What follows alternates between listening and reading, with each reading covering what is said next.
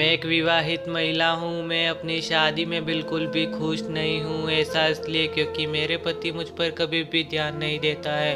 वह अपनी छोटी सी दुनिया में मग्न रहता है। मैं उनका साथ पाने के लिए हर दिन भीख मांगती रहती हूँ।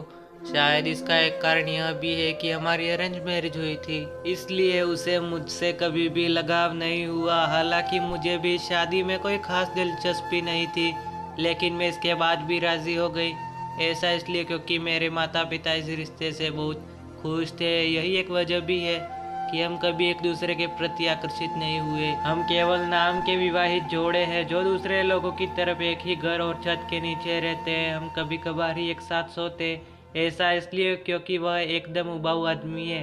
उसे रोमांस के नाम पर कुछ भी नहीं आता है। उसका मंद बुद्धि व्यक्तित्व मुझे हर दिन उससे घृणा करने के लिए मजबूर करता है। वह केवल अपने काम में डूबा रहता है। उसका काम ऐसा है जिसकी वजह से उसे ऑफिस जाने की जरूरत भी नहीं पड़ती, इसलिए वह घर पर ही आराम करता रहता है। मेरी निगाहें मेरे पति को नहीं बल्कि कमरे से बाहर मेरे देवर को ढूंढती रहती है। दरअसल मेरा देवर बहुत हैंडसम, यंग और फिट है।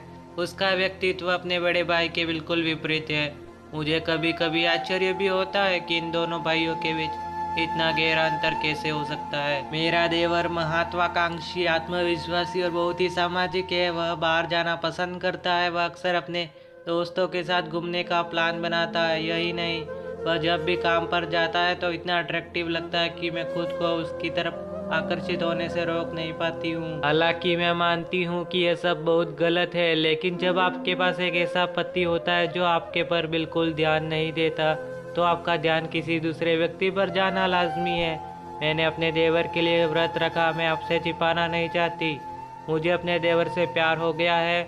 उसमें वह सब कुछ है जो मैं अपने जीवन साथी से चाहती हूँ। हमारा व्यक्तित्व पूरी तरह से मेल खाते हैं। वह मेरे साथ हंसता है, मजाक करता है और यहाँ तक कि मेरे पति को मुझे यात्रा पर ले जाने के बारे में भी बोलता रहता है, लेकिन इसके बाद भी उस पर इन बातों का कोई असर नहीं होता। यह सब चल ही रहा था कि करवा चौथ नजदीक आ गया। ऐसे में मुझे अच्छे से पता था कि मेरे मन में किस आदमी के लिए भावनाएं हैं।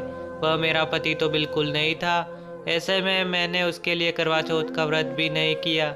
मैंने पूरे दिन उपवास रखा और जब उपवास तोड़ने का समय आया तो मैंने झूठ बोला कि गलती से मेरी आंख में कुछ चला गया। मैं इस रिश्ते को आगे बढ़ाना चाहती हूँ। इस दौरान मैंने अपने पति के चेहरे की ओर देखने से परहेज किया।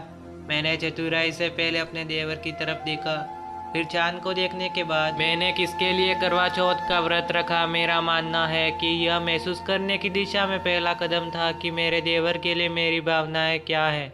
मैं उसे बताना चाहती हूँ कि मैं उससे बहुत ज़्यादा प्यार करती हूँ। मुझे बस अपनी इच्छाओं पर काम करने के लिए एक तरीका निकालने की ज़रूरत है। चाहे इसमें तलाक हो या अलगाव हो या फिर मैं फैसला लेने के लिए बिल्कुल तैयार हूँ। मैं अपने पति के साथ नहीं रहना चाहती। मुझे उससे बिल्कुल भी प्यार नहीं है।